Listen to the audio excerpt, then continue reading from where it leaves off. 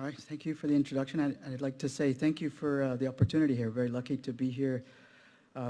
We've followed a lot of the work from UT, of course. It's very impactful in 5G. And just to be here at the start of 6G is great, and to see one of the topics be RF sensing too.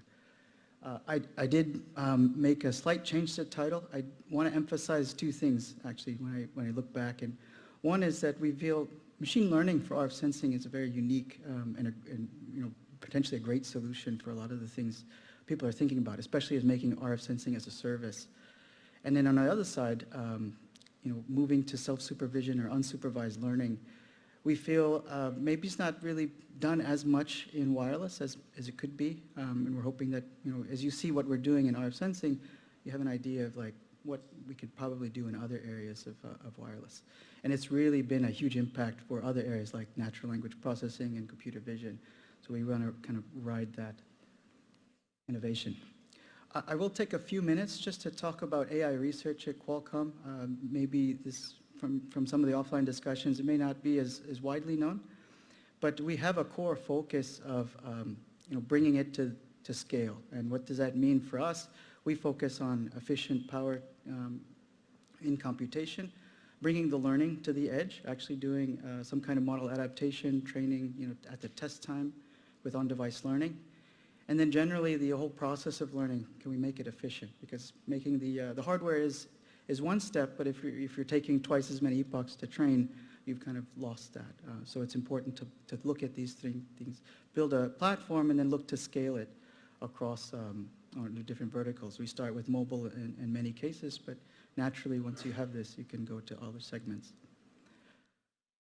Now, also within AI research, it's important to be holistic about what we think about. So it's very nice and intuitive to think about the use cases. Where are we going to put AI? Is it a fingerprint? Is it a video enhancement? Is it a wireless application? But often we need to come back to fundamental, just deep learning and machine learning. Self-supervised is one case where how can we learn without having labeled data? Because we're surrounded by, if we leave the sensor on all the time, there's tons of unlabeled data. Can we actually build up representations from that? Or in generative modeling, deep generative modeling is has been doing a lot of amazing things in speech and vision. And it has a way of really understanding and very efficiently representing complex dynamics of a particular source. Can we leverage that and bring that into wireless? And then to put this all together, it's important to think about the platform. How does the platform play into all of these? And that's the kind of the third pillar when we look at these. The platform can mean anything from just running it on the full stack. So the model itself, we want it to run potentially on low precision, more area efficient, power efficient hardware. That doesn't just mean the model, it means compilation, it means pruning the model. It also means just having a toolkit so the ecosystem can really adapt, because the machine learning community moves very fast in working from PyTorch and then deploying it directly to device.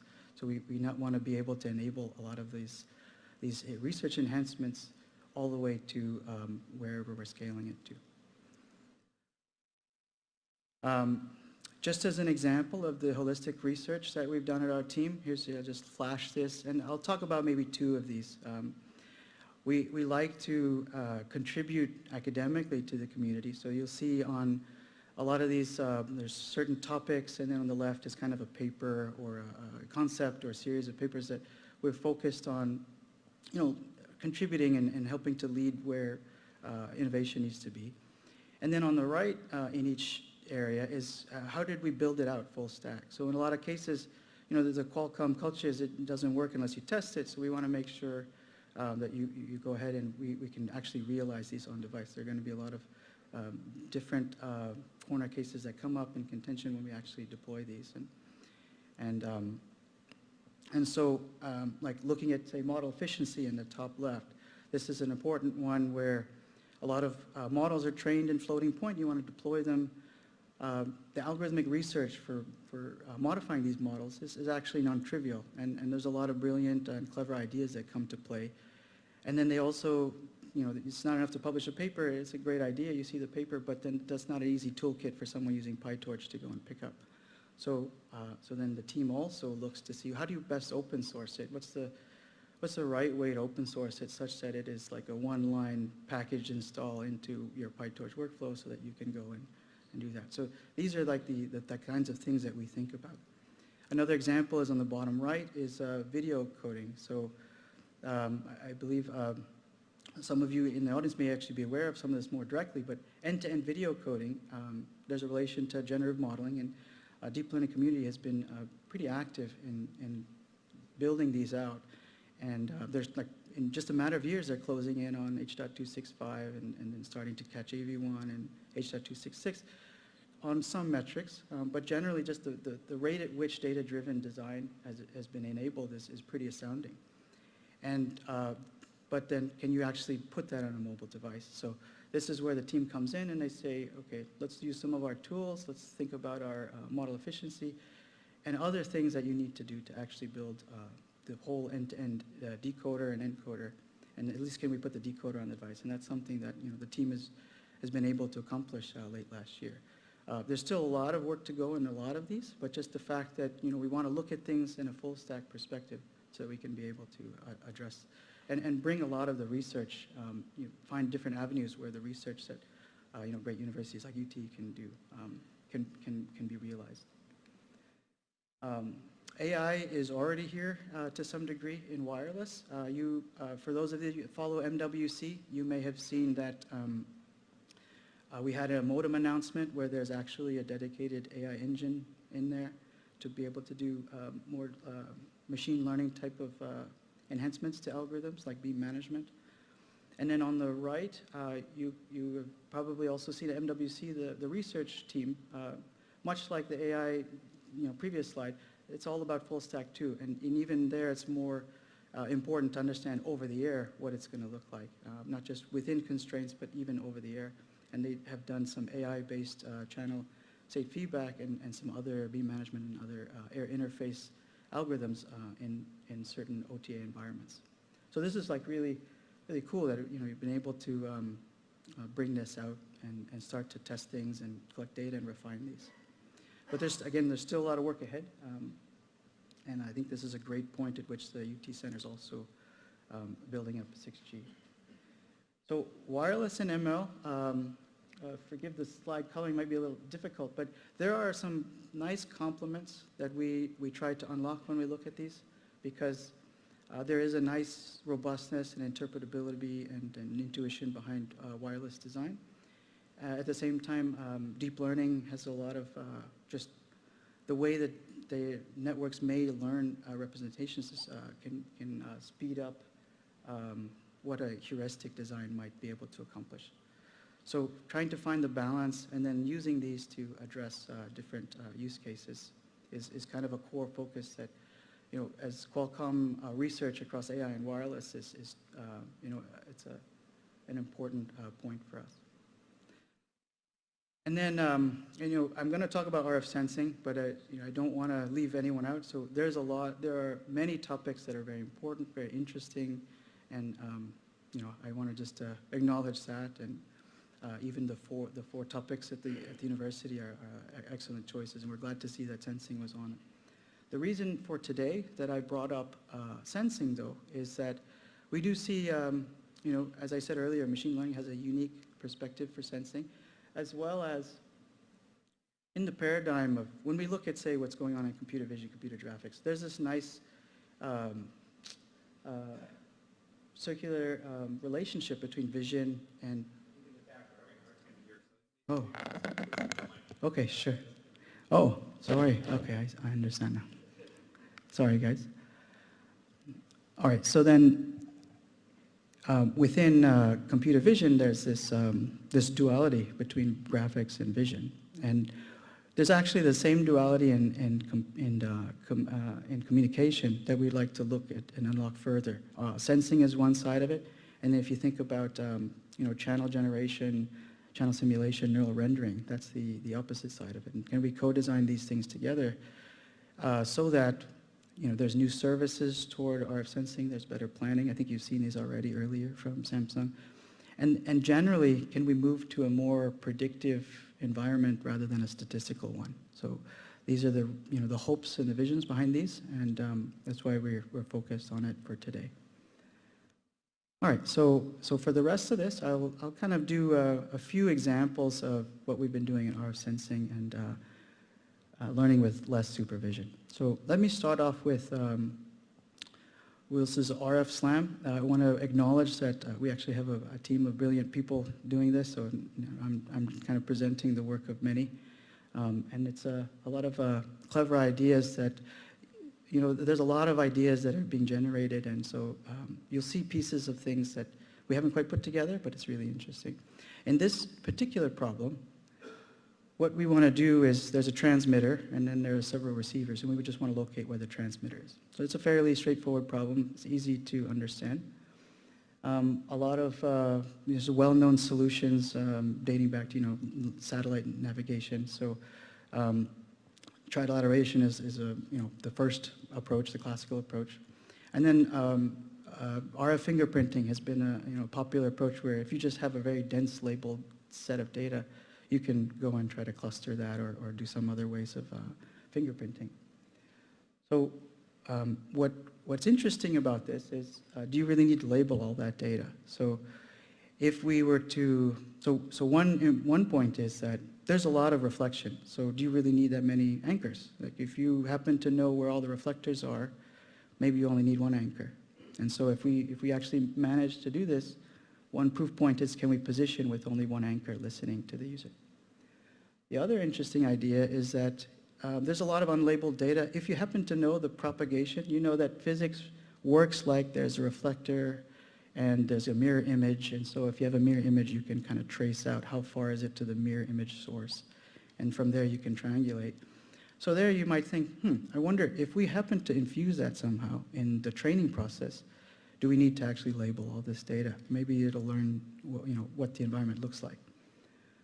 So, so this is where our starting point was. Of course, this is a bit simplified because there's a lot more to reflections and diffusion and I'm sorry, diffraction. But generally, think about it that way. So then when we look at, okay, let's have a trainable location function, positioning function. Here we have, just an arbitrary block. Could be a deep neural net. Could actually be a hybrid architecture. The important point is it's trainable. It gives you a location estimate. And then on the decoder side, so to speak, this white block, you have an idea of, can we map that position and other parameters related to the environment such that we kind of reconstruct parts of the channel or even the whole channel. And then our overall loss function is, what was our input, and then what was our reconstructed version of the input. And then we drive that, and because these blocks are differentiable, we can go and use kind of standard software for SGD or other optimization related, so that we can try to find the parameters that work out what we want to solve for. What is the positioning function, and what is the environment in terms of these parameters? And so there's a loss function written there, and generally, you go and you train it with a dense set of data, but it's just unlabeled. There's more work, more details in the paper that's coming in ICC, but just so that you get the main idea. Now, the path association, there's some, I just wanted to let you know that this is a little bit more detailed, the problem, and it's not so easy. Path association is one, like understanding which path goes with which reflector is a non-trivial problem, but there are algorithms which don't need labels where you can try to solve as a separate optimization problem when you build up your loss function. Another interesting thing is the network will learn whatever solves the problem. So sometimes there's a reflection that solves a problem, and it's technically it's true isometric solution, but we want to be able to actually find the real one. So we might have a few labels to go and figure that out. But it's really cool that it can actually learn to do that. So some experiments, and this is where it's a mix between unsupervised and self-supervised, because you're kind of telling the network exactly how should you check yourself when you're looking at your predictions and deciding if it's a bad prediction or not. So we looked at a toy example. Both of these I would say toy examples. The first one is more of a toy, just a 2D. You have a room, it has 4 walls. So technically you should be able to trilaterate with that.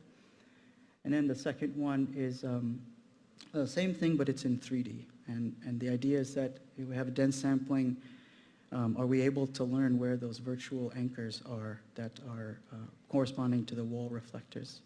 And then from that, does the positioning function learn how to triangulate with that? So there's a lot of things that neural network's actually learning to do, which is non-trivial, like what is the association of the paths to the reflector to the triangulation? And we're not decomposing that, we're just like letting the network learn it. But we're making sure that we're having it in a self-supervised way so that it's learning consistent with the physics of propagation.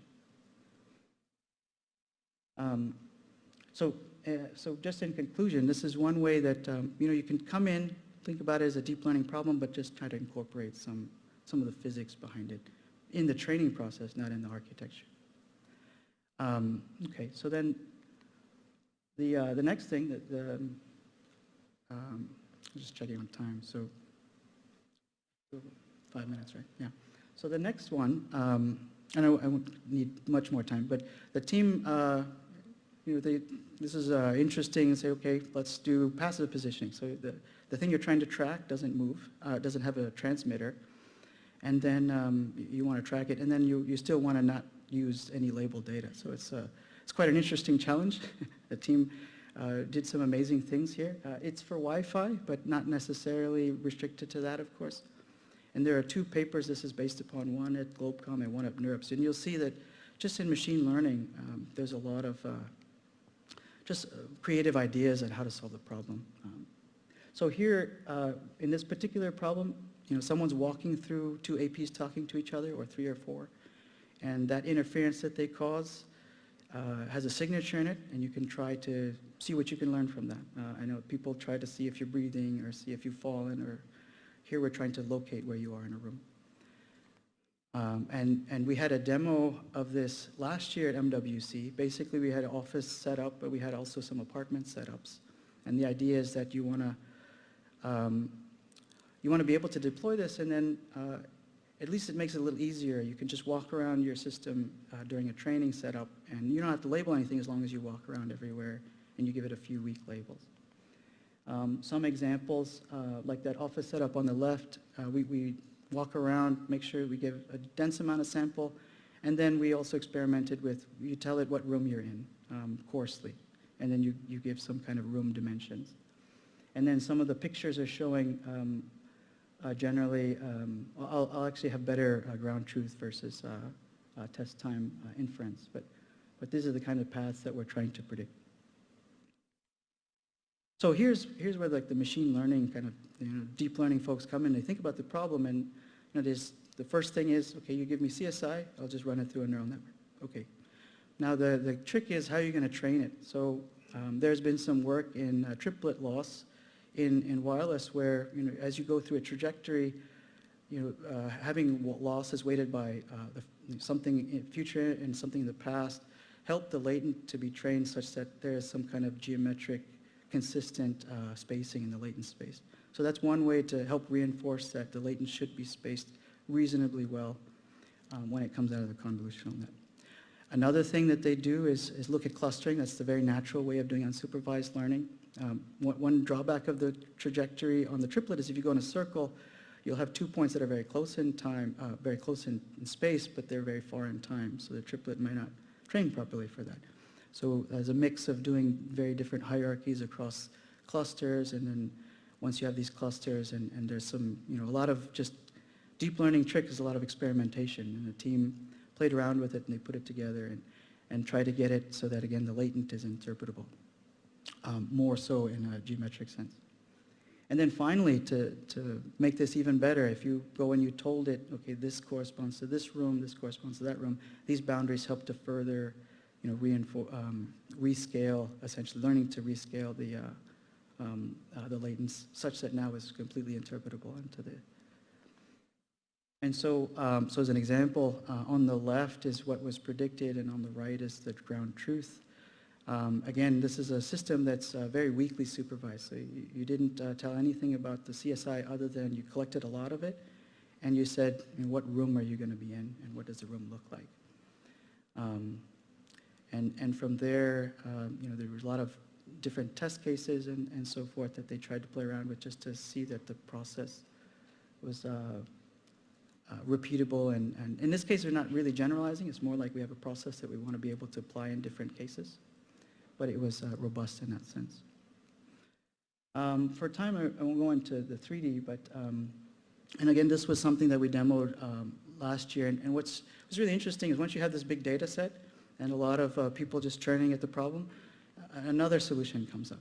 So this was something where, say they still had the same thing where you want to have these latent representations in some manifold, but then there's a different way to translate it, knowing that you have room boundaries. And so this is like the other work that was at NeurIPS.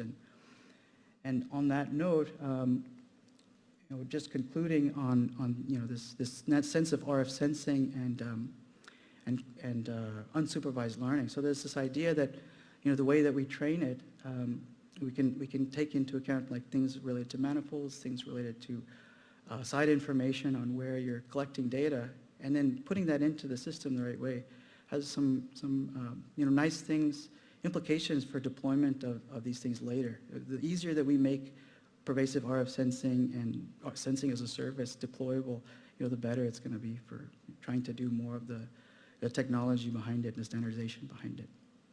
And another important point, I just also want to kind of plug a lot of people that are trying to put this together at CVPR. There's a bridge between what we're doing in RF sensing and wireless and tools that are being developed in computer vision. And we do want to see how best can we bring some of the communities together in these. And so there is this has been happening in CVPR, and we look to try to do this again with the wireless AI perception workshop. And this is not too far from you at New Orleans. And also, I believe they're working on a challenge where there's a data set where you can try out some of these. But this is a very early start, and it's a very constrained problem. I think the main core that we want to share is that there's a lot of really insightful things on both sides, and we just have to get them at the right venue. And just coming back to UT, I think this is another great venue where the university has such a great core group in both sides of wireless and machine learning. So with that, thank you very much for your time. And